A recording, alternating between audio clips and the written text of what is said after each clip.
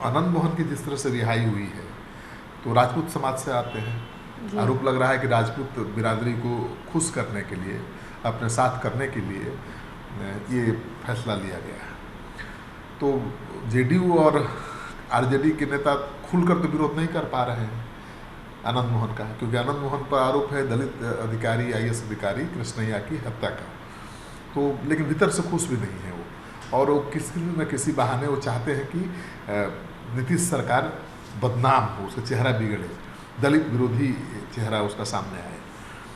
तो कई दलित नेता हैं जो बता भी रहे हैं कि कैसे इसको उठाना चाहिए, इस खबर को कैसे ये दिखाना चाहिए कि एक दलित अधिकारी की हत्या के आरोपी को बिहार सरकार ने छोड़ दिया केवल वोट बैंक की राजनीति के कारण।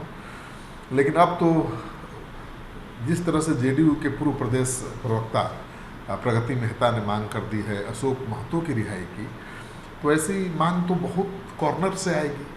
और बहुत ऐसे दुर्दांत अपराधी हैं जो जेलों में बंद हैं, तो सबकी कोई ना कोई जाति है। तो सब जात के आधार पर अगर अपराधियों को छुड़ाने की या छोड़े जाने की मांग होने लगी तो ये तो बिहार के लिए दुर्भाग्यपूर्ण होगा। नमस्कार, आप देख रहे हैं सिटी पोस्ट लाइव और मैं हूं आपके साथ पूजा शर्मा। आनंद मोहन की रिहाई का विरोध तो राजनीतिक दल नहीं कर पा रही है, लेकिन सबसे खूंखार अपराधी अशोक महतो की रिहाई की मांग अब तेज हो गई है। अति पिछड़ा जाति के नेता जेडीयू के पूर्व प्रदेश प्रवक्ता प्रगति मेहता ने मांग की है कि अशोक महतो की रिहाई करवा दी जाए। अब अशोक महतो कौन है, ये सब बताएंगे वरिष्ठ पत्रकार श्रीकांत प्रत्युष सर। अभी हम इनसे बात करेंगे। सर, सबसे पहले तो आप हमें ये बताइए, खूंखार अपराधी जाने जाते हैं, अशोक महतो है कौन? अशोक महतो नवादा के बहुत खूंखार दुर्दांत अपराधी हैं और इन्होंने ही जेल ब्रेक किया था। अभी आप वेब सीरीज देख रहे हैं वर्दी, जिसमें अमित लोढ़ा की कहानी है। उसमें अशोक महतो की ही कहानी है कि कैसे जेल ब्रेक के बाद उसको पकड़ा गया। तो बहुत दुर्दांत अपराधी हैं और सबसे पहले ये गिरफ्तार हो चुका था। पहली बार गिरफ्तार नहीं किया था अमित लोढ़ा ने, उसके पहले भी गिरफ्तार हो चुका था ये। और जेल जब गया तो इसने जेल ब्रेक को अंजाम दिया, यानी जेल तोड़ करके भाग गया अपने साथियों के साथ। और फिर ये चुनौती बन गया पुलिस के लिए। तो पुलिस ने इसको बहुत मेहनत करके पकड़ा, जिस पर वेब सीरीज बना है। और अशोक महतो बहुत ही दुर्दांत अपराधी है और इस पर पूर्व कांग्रेस के दिग्गज नेता राजू सिंह की हत्या का आरोप है। राजू सिंह कांग्रेस के बहुत कद्दावर नेता हुआ करते थे, सांसद भी थे, और उनकी हत्या का आरोप है अशोक मेहता पर। तो उसके रिहाई की मांग अब होने लगी है, क्योंकि अब आनंद मोहन की जिस तरह से रिहाई हुई है तो राजपूत समाज से आते हैं। आरोप लग रहा है कि राजपूत बिरादरी को खुश करने के लिए, अपने साथ करने के लिए ये फैसला लिया गया है। तो जेडीयू और आरजेडी के नेता खुलकर तो विरोध नहीं कर पा रहे हैं आनंद मोहन का, क्योंकि आनंद मोहन पर आरोप है दलित अधिकारी, आईएएस अधिकारी कृष्णैया की हत्या का। तो लेकिन भीतर से खुश भी नहीं है वो, और वो किसी न किसी बहाने वो चाहते हैं कि नीतीश सरकार बदनाम हो, उसका चेहरा बिगड़े, दलित विरोधी चेहरा उसका सामने आए। तो कई दलित नेता हैं जो बता भी रहे हैं कि कैसे इसको उठाना चाहिए, इस खबर को कैसे ये दिखाना चाहिए कि एक दलित अधिकारी की हत्या के आरोपी को बिहार सरकार ने छोड़ दिया केवल वोट बैंक की राजनीति के कारण। लेकिन अब तो जिस तरह से जेडीयू के पूर्व प्रदेश प्रवक्ता प्रगति मेहता ने मांग कर दी है अशोक महतो की रिहाई की, तो ऐसी मांग तो बहुत कॉर्नर से आएगी। और बहुत ऐसे दुर्दांत अपराधी हैं जो जेलों में बंद हैं, तो सबकी कोई ना कोई जाति है। तो सब जात के आधार पर अगर अपराधियों को छुड़ाने की या छोड़े जाने की मांग होने लगी तो ये तो बिहार के लिए दुर्भाग्यपूर्ण होगा।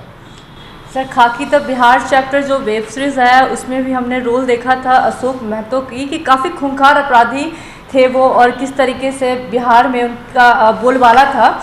और अब उनको मांग की जा रही है, उनकी रिहाई की मांग की जा रही है। अब इससे क्या इम्पैक्ट पड़ेगा? वही तो मैंने बोला कि अब हर जाति के लोग अपने जाति के दुर्दांत अपराधियों की रिहाई की मांग शुरू कर देंगे, तो ये तो बड़ा गलत परिपाटी की शुरुआत हो जाएगी। आप पहले देखिए ये मांग कहाँ से उठी है। दरअसल आनंद मोहन को छोड़ने के लिए जेल का जो कानून है उसमें संशोधन किया गया जी। तब उनको रिहाई मिली है।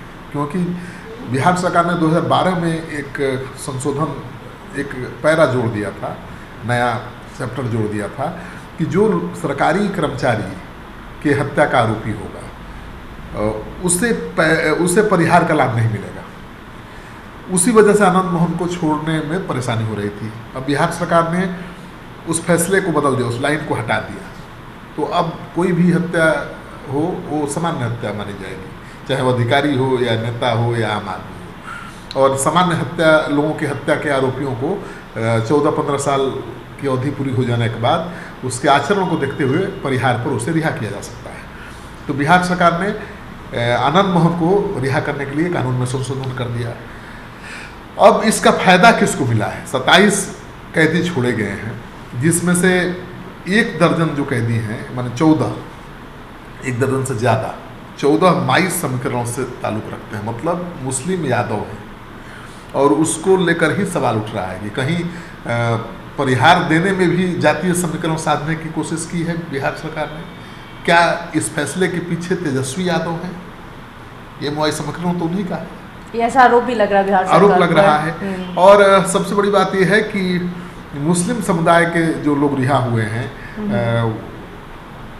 वो भी दुर्दांत अपराधी थे, उन पर भी बहुत गंभीर आरोप थे।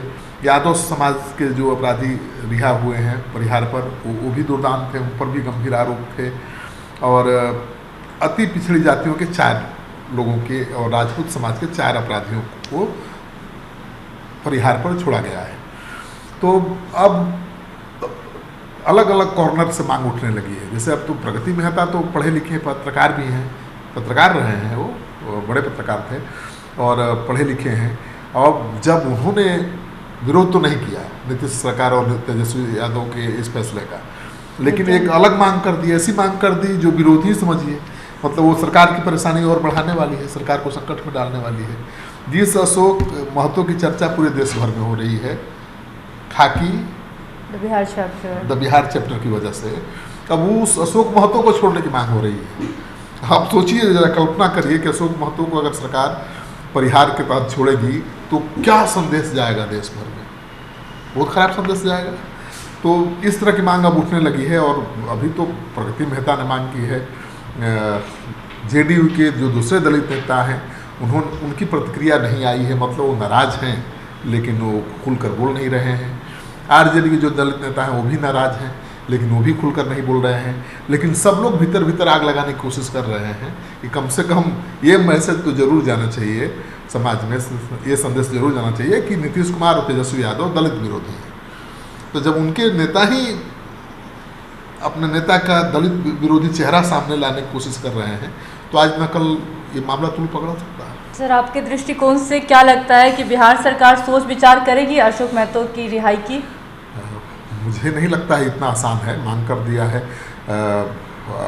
मांग तो ऐसे बहुत आएगी और सबको रिहा कैसे बिहार सरकार कर देगी? अगर अशोक महतो रिहा हो जाएंगे तो बहुत बड़ा बवाल हो जाएगा। कई अशोक महतो अभी जेल में हैं। अशोक महतो तो ठीक है चर्चा में आ गए हैं और एक बड़े नेता के हत्यारे हैं, लेकिन ऐसे बहुत अशोक महतो हैं जो उनसे भी ज़्यादा खुंखार हैं और बिहार के विभिन्न जेलों में बंद हैं। तो उनके रिहाई की भी मांग उठ जाएगी। अब ब्राह्मण क्रिमिनल होगा तो ब्राह्मण मांग करेंगे, भूमिहार क्रिमिनल होगा भूमिहार मांग करेंगे, राजपूत क्रिमिनल होगा राजपूत मांग करेंगे, कुर्मी कुशवाहा क्रिमिनल होगा उसके समाज के लोग मांग करेंगे, दलित होगा तो उसके समाज के लोग मांग। ऐसे जाति के आधार पर अगर परिहार पर दुर्दांत अपराधियों को छोड़ने की मांग शुरू हो जाएगी तो बहुत बड़ी मुसीबत पैदा हो जाएगी, ये सच है। लेकिन आनंद मोहन का कहना है कि हमें तो 15 साल 16 साल जेल में रखा गया और आजीवन कारावास का मतलब वो समझा रहे हैं कि 14-15 साल की सज़ा होती है। तो अगर उनको दोषी भी मानते हैं तो सज़ा भुगत चुके हैं। और उनका ये भी कहना है कि जो बिहार सरकार ने कानून में संशोधन किया वो उनकी गिरफ्तारी के कई साल बाद किया, तो वो संशोधन वो कानून उनके ऊपर लागू भी नहीं होता है।